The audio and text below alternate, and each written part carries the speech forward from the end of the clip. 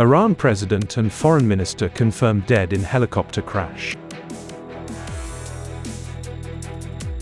National Assembly opens 7th session.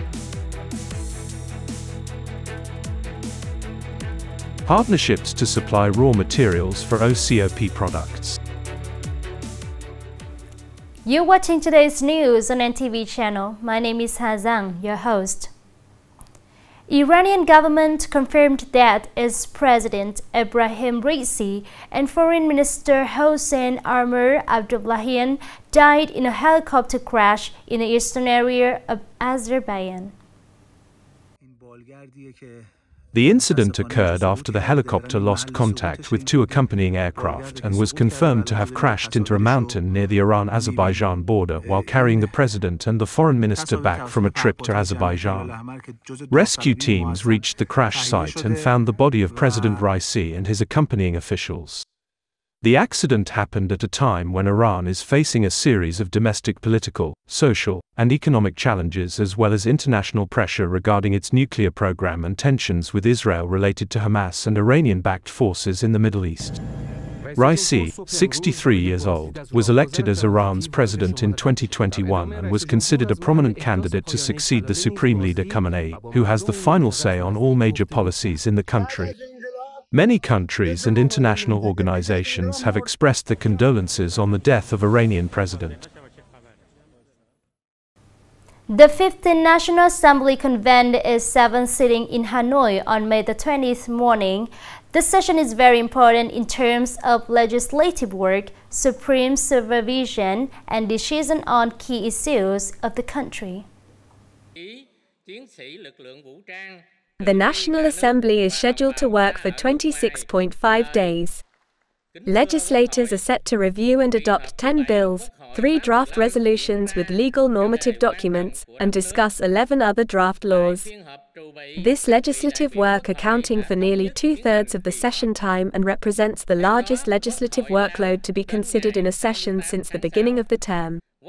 Additionally, the National Assembly will review and discuss government reports on socio-economic development, state budget, and the results of monitoring the resolution of citizen petitions. In terms of personnel work, 100% of deputies approved Mr. Tran Than Man as chairman of the National Assembly term 2021 to 2026.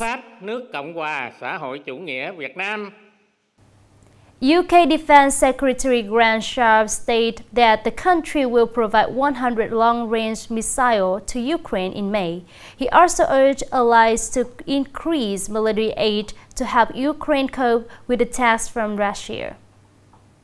And holds personal data, regular and reserve personnel. According to Grant Shapps, the UK has provided 80 anti-aircraft missiles to Ukraine this month and is expected to deliver 20 more before June.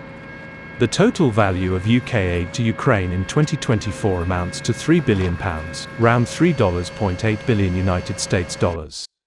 This includes a £500 million aid package announced in late April, marking the military assistance package London has ever allocated to Kiev. Grant Shapps emphasized that the recent Russian attack on Kharkiv on May 10th with 30,000 troops involved should be a wake-up call for the West. He called on countries to provide the necessary support to help the Ukrainian forces repel attacks from Russia.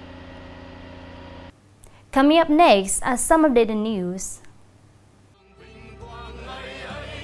On the evening of May the 19th, in Shan Village, Kimlin Commune, Namdan District, a special art program with the theme From Shan Village to Ho Chi Minh City was organized by Nghệ An Province in collaboration with Ho Chi Minh City.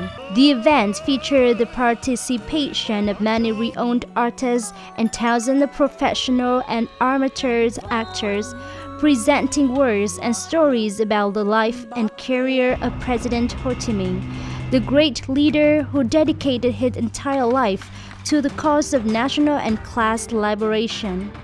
With unique, emotionally and well-prepared artistic performances, the special art program From Shan Village to Ho Chi Minh City also officially conclude the Shan Village Festival 2024, commemorating the 134th birth anniversary of President Ho Chi Minh.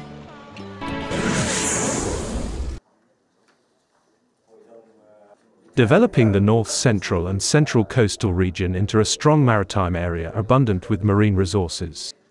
That is the goal set in the planning of the North Central and Central Coastal regions for the 2021 to 2030 period, with a vision toward 2050.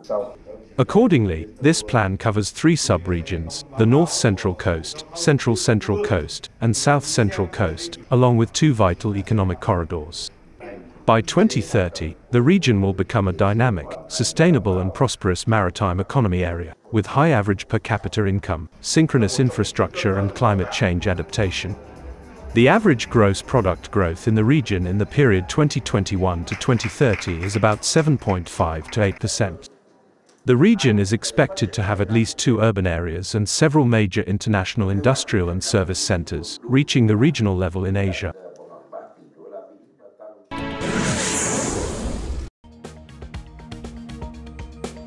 Vietnam Airport Corporation has kicked off the project to expand the T2 terminal of Noi Bai International Airport with a total investment of nearly 5 trillion Vietnamese dongs. The project aims to increase the total floor area of the passenger terminal to 200,100 square meters and to raise its operational capacity from 10 million to 15 million passengers per year. The project is scheduled to be completed within 22 months, before December 31, 2025. The expansion of Terminal T2 is crucial to timely prevent the airport's overcrowding situation and meet the requirement of the country's development and international integration.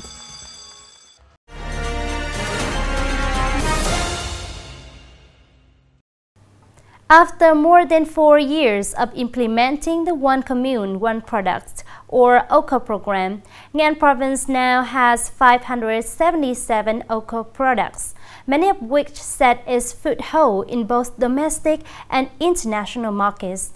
To ensure the sustainability of the products, some OCOP entities has cooperated with farmers in the production and raw material supplying process. From rice cultivation in deep flooded fields, Mr. Nguyễn Thị Minh Khai's family has shifted to growing lotus. When lotus is used as a raw material for businesses, he receives technical support in growing and caring for lotus plants.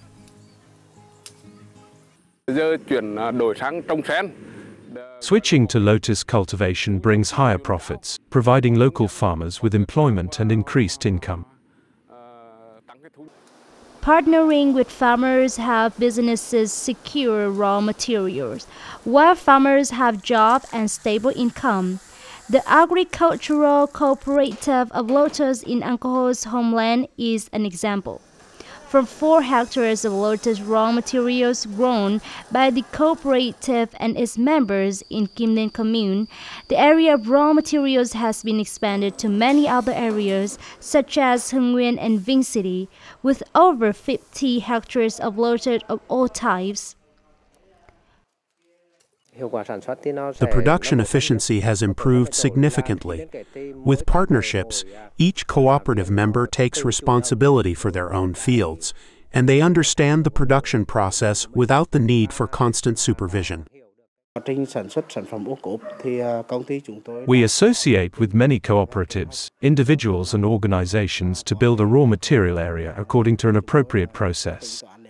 The effectiveness derived from these linkages is mutual trust and confidence. OCOP program has contributed to bring Nghệ An specialty products to other markets, creating jobs for many local workers.